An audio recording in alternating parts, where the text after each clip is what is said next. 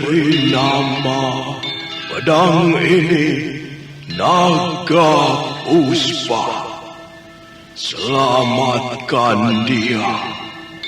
Jangan sampai jatuh ke tangan pendekar berwatak jahat.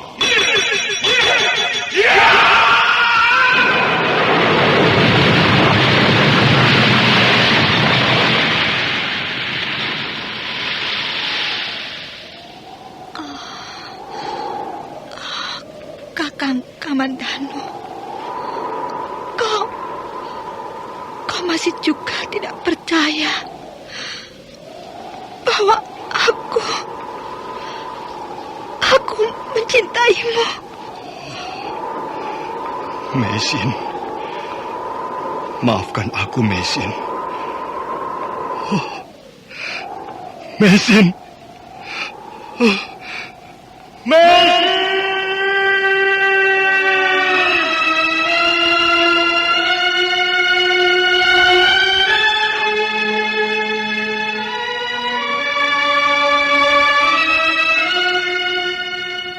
Tutur Tinula.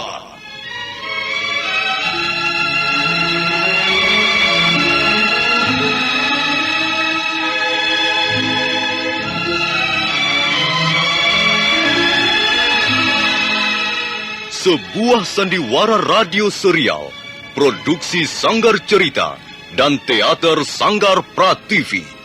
Sebuah kisah dengan latar belakang sejarah runtuhnya Singasari dan berdirinya Kerajaan Majapahit.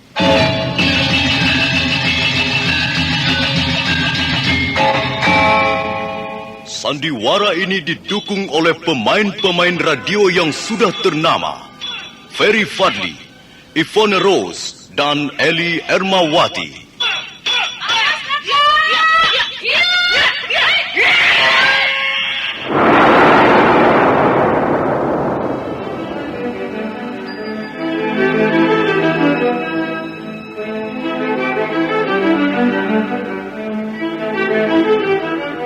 Naskah ditulis dan diolah oleh S. Tijab, hiasan musik dan sutradara C. Ispriyonoka. Kali ini mengetengahkan episode ke-23 dengan judul Wong Agung Turun Gunung.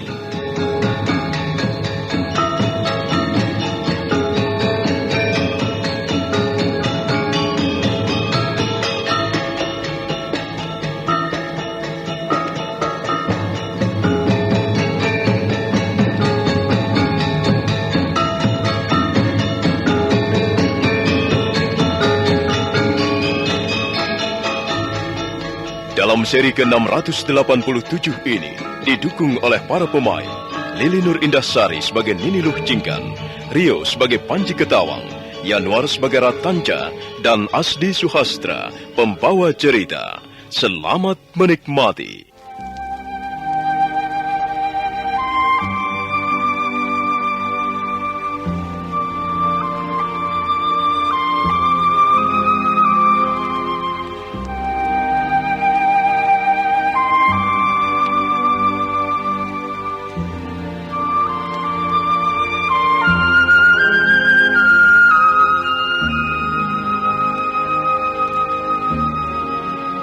Panji Ketawang menaruh hati pada gadis Luh Jinggan.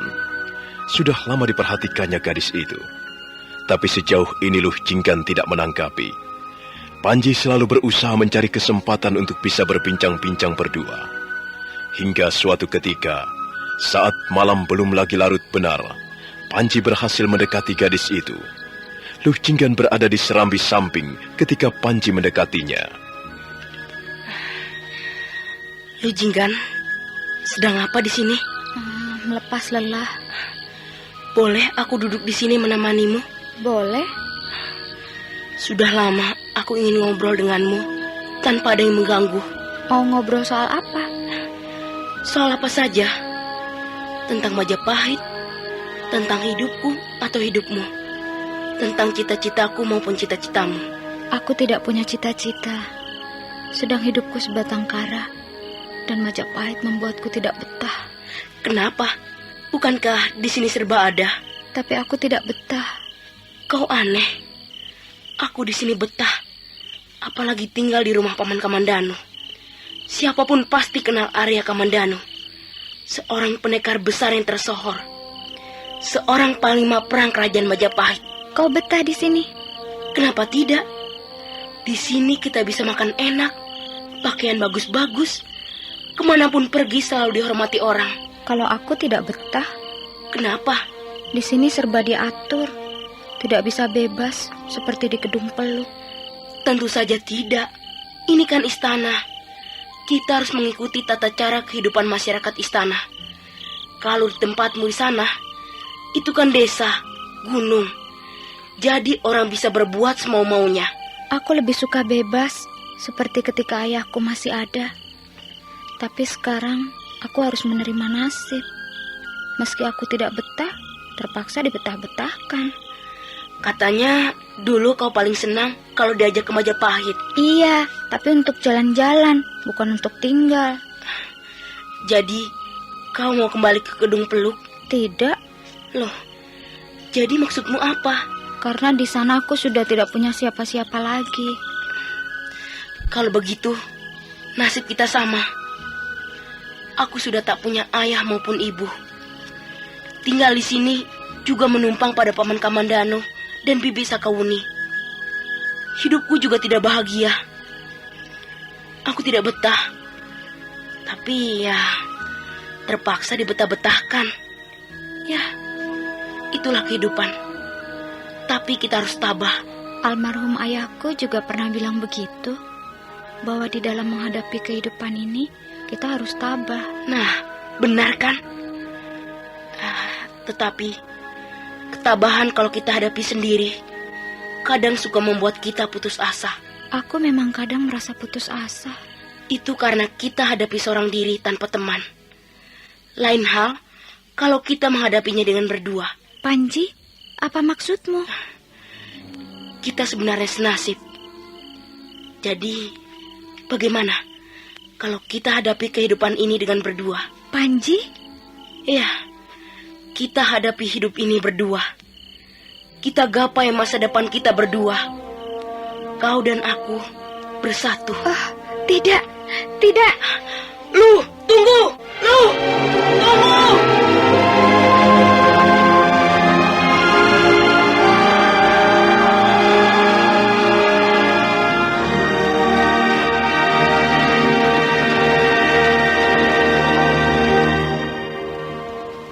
Luh Jinggan serentak lari menuju biliknya. Dia sama sekali tak menduga Panji akan mengatakan cintanya dan mengajaknya untuk hidup bersama. Sementara itu Panji hanya terkesima di tempatnya. Dia kecewa, sekaligus sakit hati. Namun apa boleh buat, kenyataan memang berkata demikian, dan Panji kemudian melangkah menuju biliknya.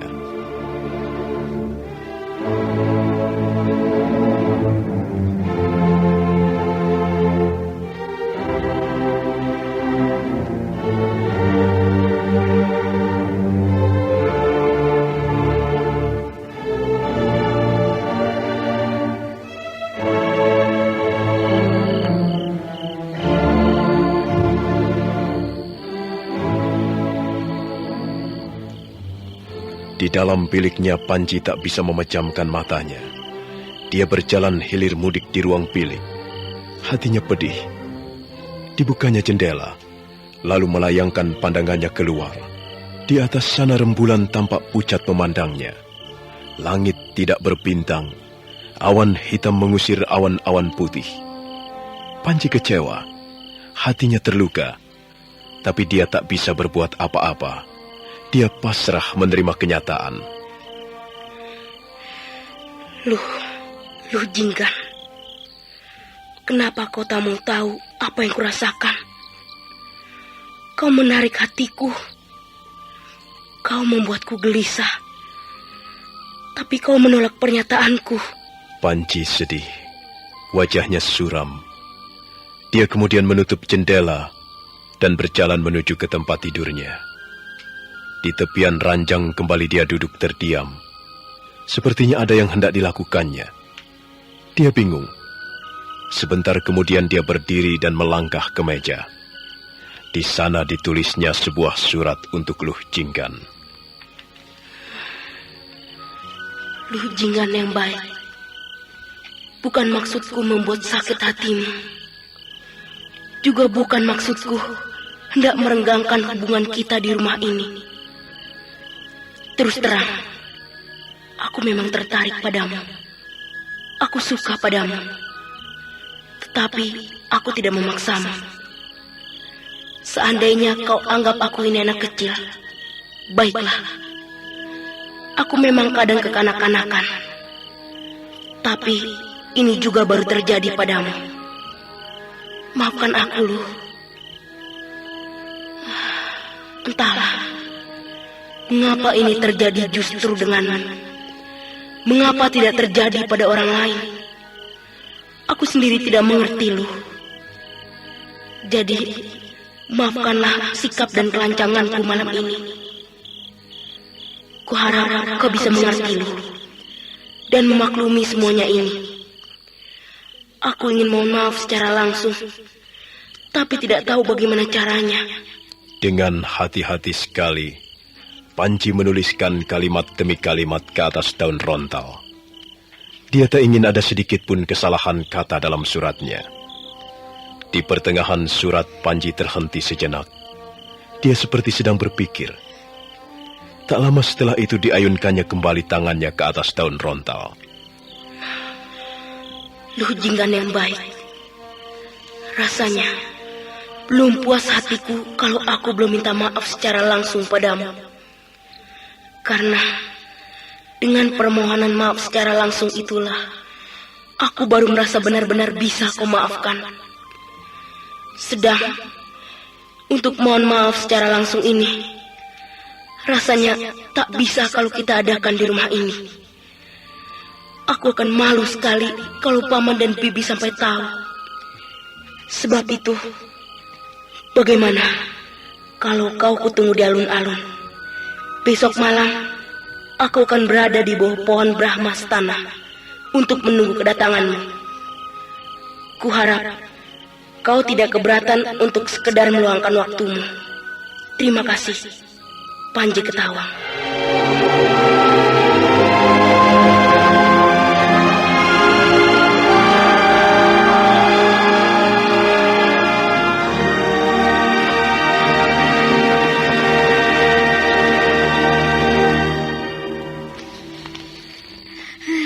Panji ini memang aneh. Baru kemarin dia menyatakan isi hatinya. Sekarang dia lantas merasa bersalah dan ingin bertemu untuk minta maaf. Buat apa aku tanggapi? Percuma saja. Karena orang yang berbuat kesalahan lalu gampang minta maaf, biasanya susah dipercaya. Apalagi orang macam dia. Luh Jinggan berpikir setelah membaca daun rontal yang dikirimkan Panji. Daun rontal itu diselipkan oleh Panji di sela-sela pintu bilik Luh Jinggan. Gadis ini menimbang-nimbang sebentar apa yang dikatakan Panji di dalam suratnya. Dia tahu semacam apa Panji itu. Oleh sebab itulah, Luh tak ingin menanggapi apa yang tertulis di dalam surat. Memang tidak perlu ditanggapi kata-katanya dalam surat ini. Tapi, apakah baik kalau permintaan maaf secara langsung dari anak laki-laki aku tolak? Dan lagi, bukankah Panji itu tinggal di sini? Lalu untuk apa aku sangsi atas sikap baiknya ini? Aku kasihan juga padanya. Dan lagi, tidak ada buruknya kalau keinginan itu kupenuhi. Baiklah, aku akan ke alun-alun.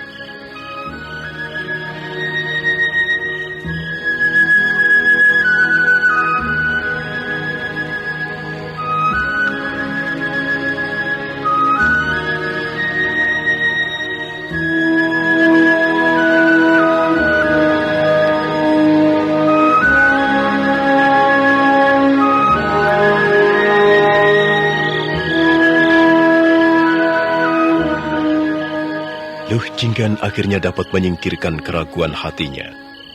Setelah menyelesaikan pekerjaan rumahnya, dia melangkah keluar untuk pergi ke alun-alun menemui Panji Ketawang. Jarak antara kediaman Arya Kamandanu dengan alun-alun tidak seberapa jauh. Dengan melewati 4 kelokan alun-alun sudah nampak di depan mata.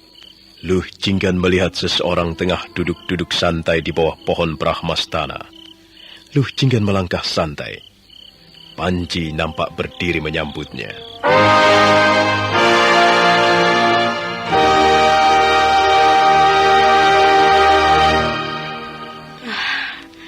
Syukurlah, akhirnya kau datang juga.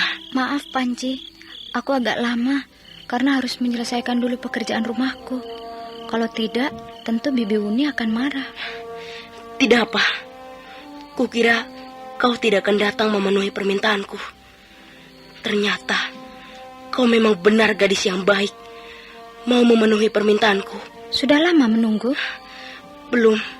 Hei, kenapa tiba-tiba kau diam? Cantik dan manisnya dia malam ini. Luar biasa. Aku betul-betul terpesona. Kenapa malam ini dia jadi begitu cantiknya? Para dewa. Gadis seperti dialah yang selama ini selalu kuimpi-impikan. Aku tak kuasa menatap matanya yang bening. Aku tak tahan melihat hidungnya yang bangir. Bibirnya manis sekali. Panji, kenapa kau ini? Gadis ini sungguh luar biasa. Aku gemetar dibuatnya. Cantik. Aku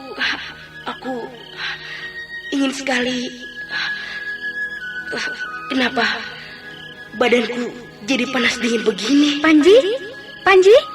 Luh Jinggan tidak mengerti. Tiba-tiba saja Panji Ketawang seperti berubah. Matanya nanar. Bibirnya berdesis seperti hendak mengucapkan sesuatu, tapi tidak keluar. Sementara Panji sendiri tidak tahu mengapa darahnya seperti berdesir begitu berhadapan dengan Luh Jinggan yang malam itu nampak menawan sekali. Semula dia memang berniat memohon maaf atas kesalahannya kemarin malam, tapi mendadak dia lupa akan semuanya. Panji, kalau kau terus saja begitu, aku akan pulang. Tidak, jangan. Tunggu dulu, Luh Jinggan. Apalagi yang perlu kutunggu? Aku... Panji, ada apa dengan dirimu?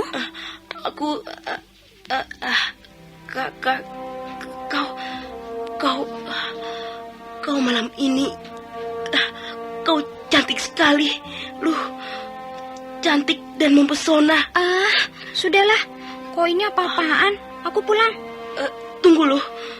Tunggu sebentar. Aku harus menunggu apa? Kau cantik. Cantik dan manis sekali. Izinkan aku menyentuh tanganmu, Luh. Tidak. Apa kau sudah gila? Aku memang gila, Luh. Gila karena kecantikanmu. Kau betul-betul seorang dewi. Dewi kencana yang turun dari langit. Aku sayang padamu. Aku menyukaimu. Aku ingin memelukmu, Luh. Izinkanlah aku. Izinkan aku memelukmu. Panji, lepaskan. Tidak, aku ingin memelukmu. Aku sayang, Luh. Kalau kau masih nekat, aku akan teriak. Teriaklah, berteriaklah sekuat-kuatmu. Tak akan ada yang peduli tentang kita.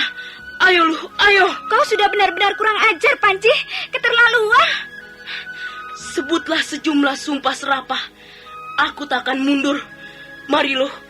Aku ingin sekali memeluk dan menciummu. Panji!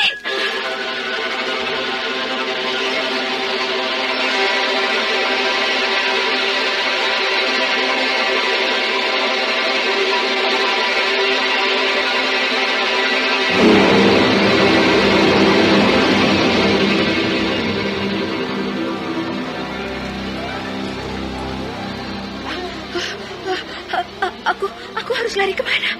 Aku harus berlindung pada siapa? Sebentar lagi, pasti lariku tersusul Panji. Tidak ada orang lewat sama sekali. Panji sudah di belakangku. Dia hampir menyusulku. Bagaimana ini?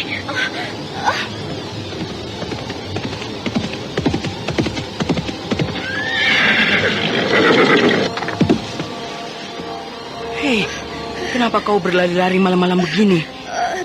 tolonglah saya. Ada apa? Kau dikejar orang jahat atau perampok jalanan? Itu orang di belakang saya itu, dia hendak mengganggu saya. Dia mau.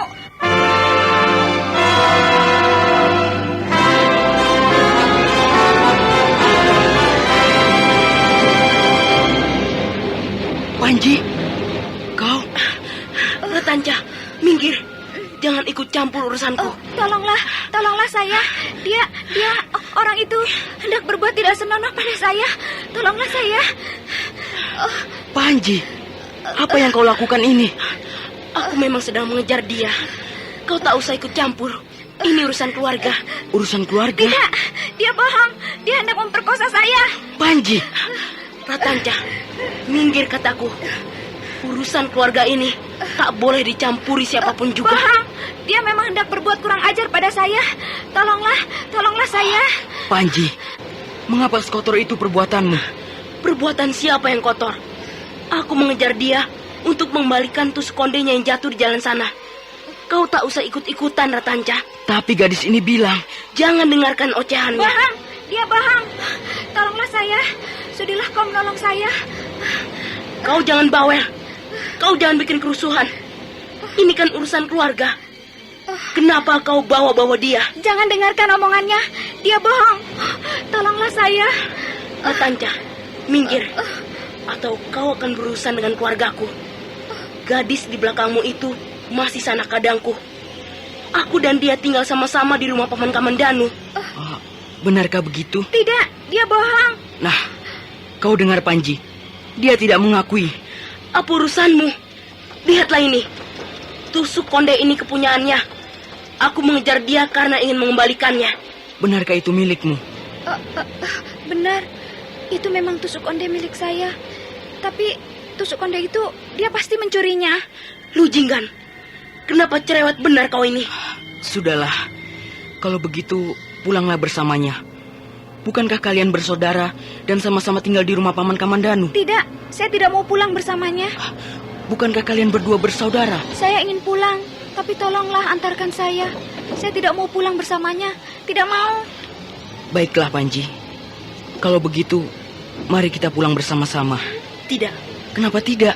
sudah kukatakan, ini urusan keluarga. Buat apa kau ikut campur?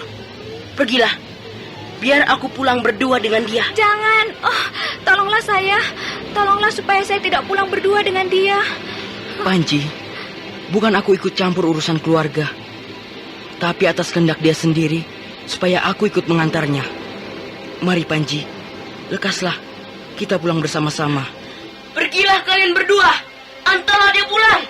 Panji, mau kemana kau? Sudahlah, biarkan dia. Sekarang tolong saya antarkan pulang. Dia teman baik saya. Tapi saya tidak mau pulang bersama dia. Baik, mari saya antar pulang.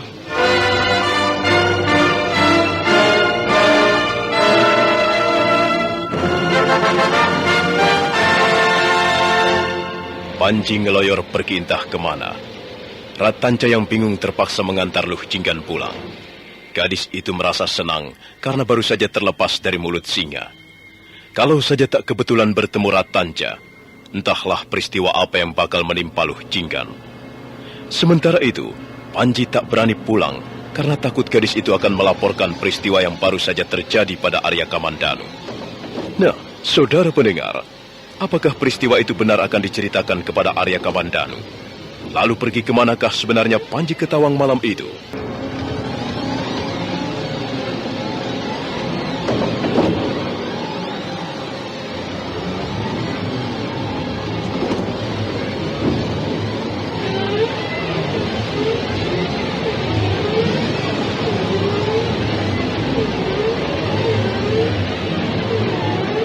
Panji sudah seperti orang kesetanan.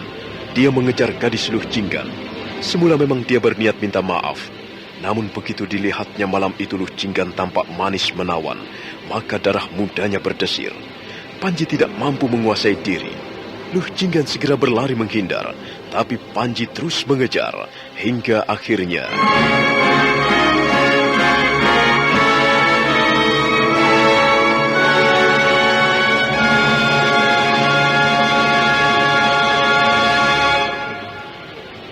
Panji, kau... Minggir kau. Jangan ikut campur urusanku. Tolonglah saya, tolonglah. Dia hendak memperkosa saya. Ratanca, jangan ikut campur kataku. Ini urusan keluarga. Dia masih sanak kadangku. Aku sengaja mengejarnya karena ingin mengembalikan tusuk konde miliknya yang terjatuh di jalan sana. Bohong, dia bohong. Jangan percaya. Itu memang tusuk konde milik saya, tapi dia pasti dapat mencurinya. Lu Jinggan, kau jangan cerewet. Jangan bikin kerusuhan di jalan. Bikin malu saja. Ayo, pulang. Tunggu dulu, Panji. Jangan ikut campur urusan keluarga. Kalau kau tak mau minggir, berarti kau mencampuri urusan keluarga Paman Kamandanu. Ayo, minggir. Kalau begitu, pulanglah. Kalian dua bersaudara. Tidak baik ribut di jalan malam-malam begini. Tidak, saya tidak pulang bersama dia. Saya tidak mau. Panji, bagaimana ini? Dia tak mau pulang bersamamu. Sudahlah, bukan urusanmu. Yang penting kau jangan ikut campur. Ayo, minggir. Tidak, saya tidak mau pulang kalau bersama dia. Tolonglah saya, antarkan saya. Panji, bukan maksudku untuk ikut campur urusan keluarga. Tapi seperti kau dengar sendiri, dia minta aku mengantarnya. Mari kita pulang bertiga. Pergilah kalian berdua. Antar dia pulang. Panji, tunggu Panji, tunggu. Sudahlah, biarkan dia. Sekarang tolong saya antarkan pulang. Dia kawan baik saya. Tapi saya tidak mau pulang bersama dia. Baiklah, naiklah ke atas kudaku. Terima kasih.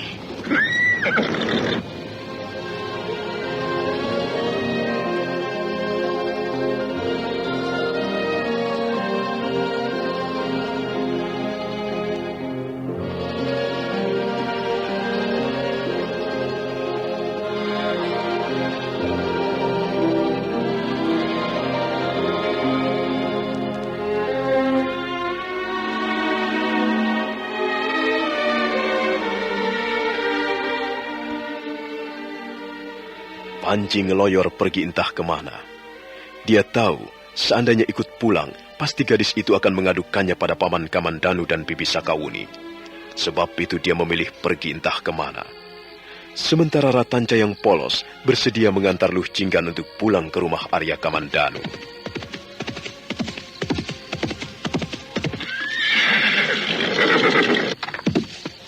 Oh, kukira prajurit yang datang mau melapor. Kiranya kau, Ratanca? Maaf, Paman. Saya hanya mengantar Luh Jinggan pulang. Oh, dari mana adik lu? Malam-malam begini? Saya, anu Paman. Adik lu kenapa gugu? Saya tadinya anu Paman. Saya dan Panji anu. Maaf, Paman. Kalau saya boleh membantu memberikan penjelasan. Begini. Tadi sewaktu saya hendak pulang, tiba-tiba memergoki dia sedang dikejar-kejar Panji. Rupanya mereka sedang bertengkar, Paman. Semula, saya tak mau ikut campur. Tapi hati saya iba pada Luh Jinggan. Dia minta diantar pulang, tapi tidak bersama Panji. Begitu. Baik, terima kasih atas pertolonganmu. Kalau begitu, saya mohon pamit, Paman. Iya, hati-hatilah. Terima kasih Ratanca.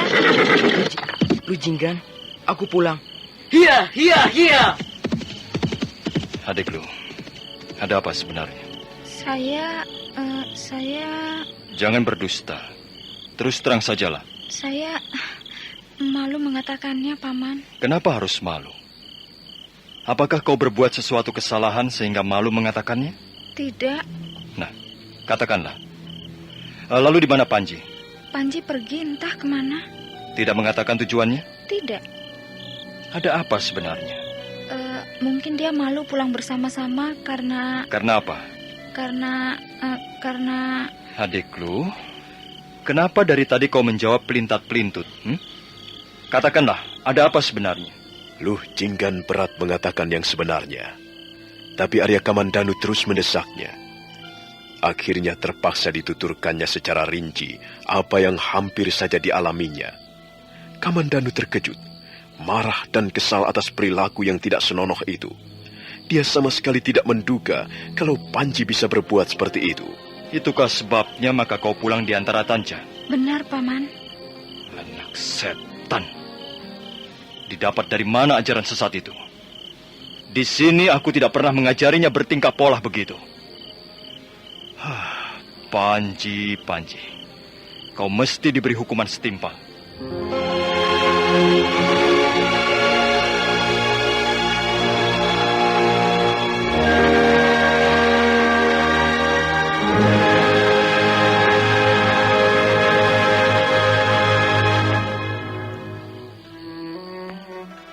Kita tinggalkan Luh Jinggan yang sedang menceritakan perihalnya kepada Arya Kamandanu.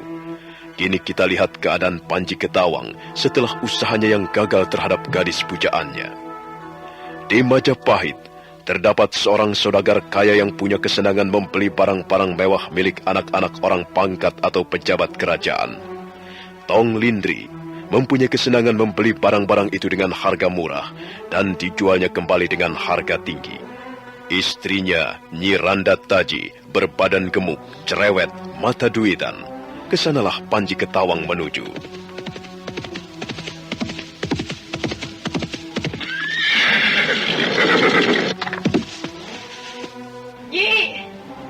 Nyi Randa Taji. Bukankah kau Panji Ketawang, keponakan Gusti Panglima Arya Kamandanu? Benar, Nyi. Saya Panji Ketawang, keponakan Arya Kamandanu. Saya mau menjual kuda saya, Nyi. Hah? Apa? Apa kupingku tak salah dengar? Benar, Nyi. Saya bermaksud menjual kuda saya. Ini kudamu apa kudanya Gusti Panglima? Alah, sama saja. Kudaku yang memberi Paman Kamandanu. Jadi tak ada bedanya. Dan ini kuda pilihan, Nyi. Kuda pilihan apa? Seperti ini kok kuda pilihan? Wah, Nyi Randa Taji jangan begitu. Paman kan orang berpangkat. Mana mungkin kudanya jelek-jelek. Jangan menghina, Nyi. Panji, aku bukan menghina. Jangan salah paham kau. Mataku kan mata pedagang. Aku tahu mana yang baik dan mana yang jelek. Tapi kudaku ini, Nyi, kuda jempolan, kuda mahal. Kau mau pamer kuda apa mau jual kuda? Sudah ah, pokoknya Nyi Randa Taji berani bayar berapa? Wah, berapa ya kuda yang seperti ini? Sudah, Nyi, tidak ambil untung. Bayar saja 50 kepeng. Ah, apa? 5 kepeng? 50 kepeng. Itu uang apa campur pasir? Aduh, bagaimana sih? Nyi Randa Taji ini 50 kepeng bayar langsung. Tidak pakai ngutang atau nyicil. Panji, terus terang saja. Aku ada uang 30 kepeng. Mau syukur, tidak mau ya sudah. Wah, ini nawar apa maksa? Mau atau tidak, terserah. Tunggu, aku kan tadi mengajukan harga 50. Nah, sekarang turun jadi 40 kepeng. Bagaimana? Aku tadi bilang ada uang 30 kepeng. Tapi biarlah, ku ambilkan sisa-sisa uangku yang lain. Jadi semua jumlahnya 35 kepeng. Bagaimana? Hah? 35 kepeng. Aduh, tambah 5 lagi jadi 40 kepeng. 35 kepeng. Tidak naik dan tidak turun. Pastinya saja. Berapa? 35 kepeng. Tidak naik dan juga tidak turun. Nyi Randa Taji, jangan mentang-mentang aku butuh uang, lantas kau menawar semaumu. 35 kepeng tidak naik dan juga tidak turun. Waduh, bagaimana ya? Ayo cepat, mau apa tidak? Aku tak punya waktu banyak soal tawar-menawar seekor kuda. Aduh, bagaimana ya? Nih, ambillah uang ini dan tinggalkan kuda itu. Ya, apa boleh buat? Terima sajalah.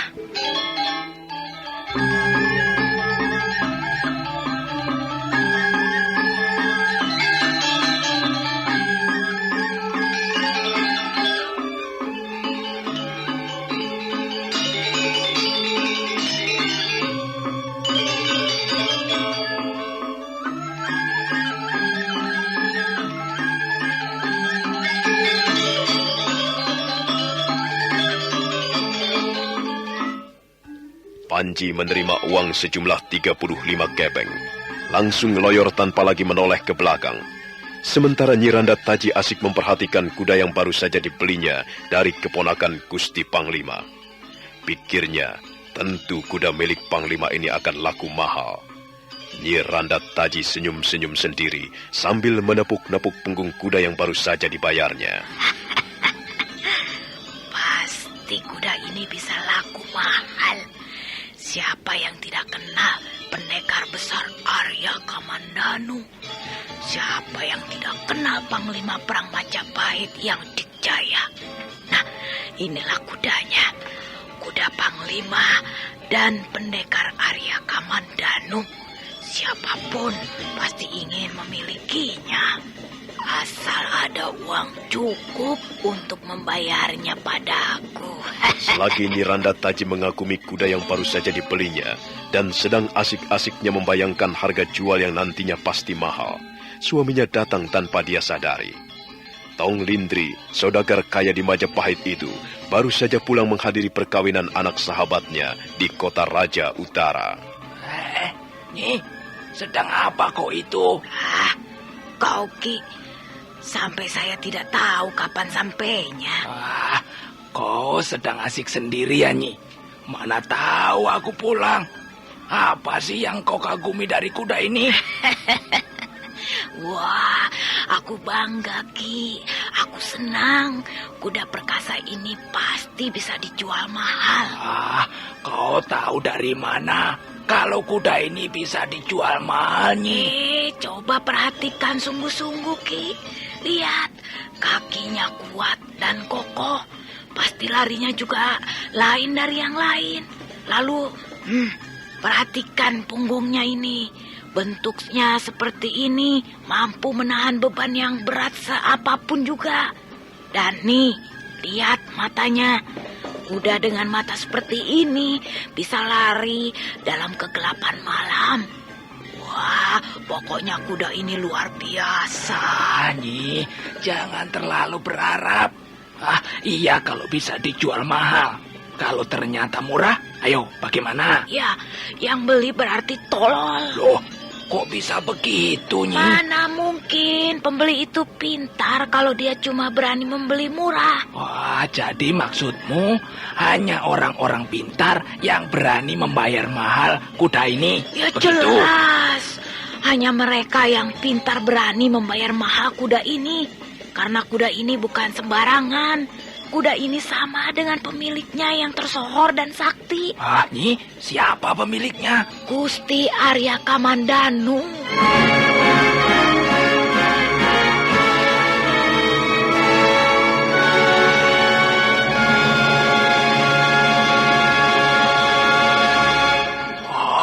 Nyi, dari mana kau dapatkan kuda ini? Dari Panji Ketawang, keponakannya. Wah, jadi kau peroleh ini dari keponakannya, Nyi? Iya, bahkan dengan harga yang sangat murah. Berapa? Berapa, Nyi? 35 kepeng. Wah, edan, gila. Loh, memang kenapa? Aku kan membeli dan dia menjual. Apakah ini salah? Ya, memang tidak salah, Nyi. Orang menjual, kita membeli. Tapi apa? Tapi kan harus lihat-lihat dulu siapa orangnya. Yang penting kita beli murah dan kita bisa menjualnya dengan harga mahal. Harga di atas rata-rata. Itu saja. Jangan pakai lihat-lihat dulu siapa dia dan dari mana dia. Wah, Ki, kalau kita dagang seperti itu sudah pasti keduluan orang lain. Sudah pasti kita tidak mendapat untung. Rugi terus. Ya rugi. Kalau terus-terusan rugi bukan dagang lagi namanya. Tapi kerja sosial, kerja bakti. Mana ada, Ki, orang dagang seperti itu? Mana ada? Benar, orang dagang itu memang harus menganut paham. Dengan modal sedikit dapat untung banyak.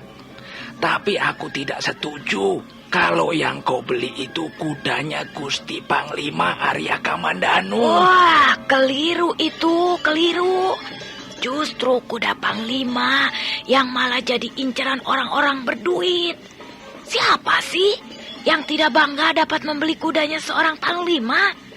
Apalagi itu Panglima Arya Kamandanu. Nyi, kau itu uang saja yang ada di kepalamu. Loh, apa ini salah?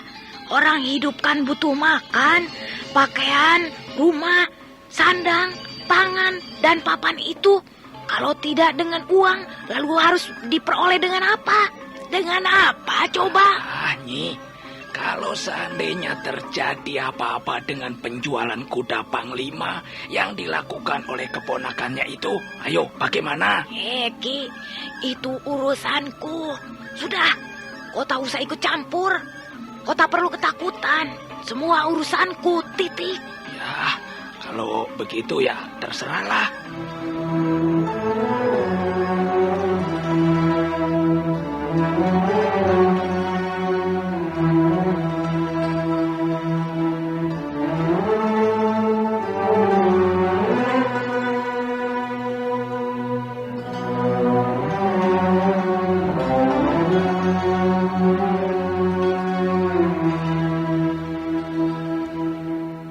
Suami istri saudagar kaya itu berdebat pendapat karena yang dibelinya adalah kuda milik Arya Kamandanu yang dikenal sebagai pejabat kerajaan yang hidup sederhana.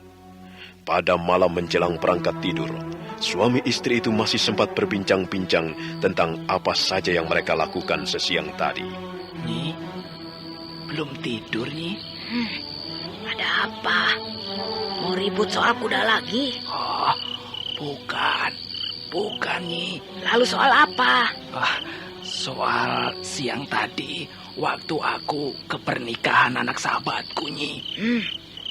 Memangnya ada apa dalam pernikahan mereka? Nyi, orang kawin zaman sekarang, kok seperti diperdagangkan ya? Nyindir ya? Loh, bukan, Nyi. Dengar dulu.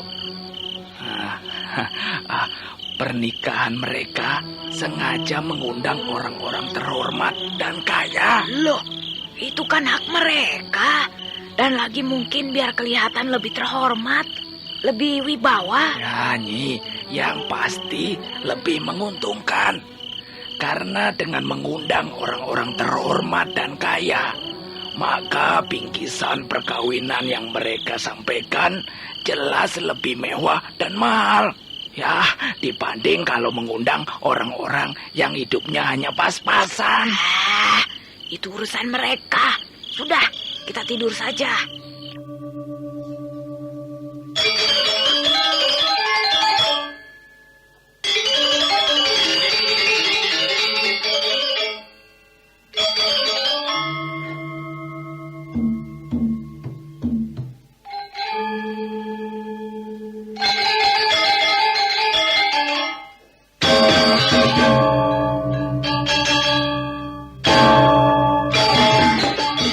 Panji Ketawang telah menjual kuda yang ditungganginya pada saudagar kaya Tong Lindri dan Niranda Taji. Tong Lindri tidak setuju karena dikhawatirkan akan ada buntutnya. Sementara itu, selesai menjual kudanya dengan harga 35 kepeng, Panji melangkah pergi tanpa tujuan yang pasti. Nah, bagaimanakah nasib Panji Ketawang dengan uang di saku sejumlah 35 kepeng itu? Kemudian akan berani pulangkah dia ke rumah Arya Kamandanu? Saudara pendengar, silakan menunggu seri berikutnya. Sampai jumpa.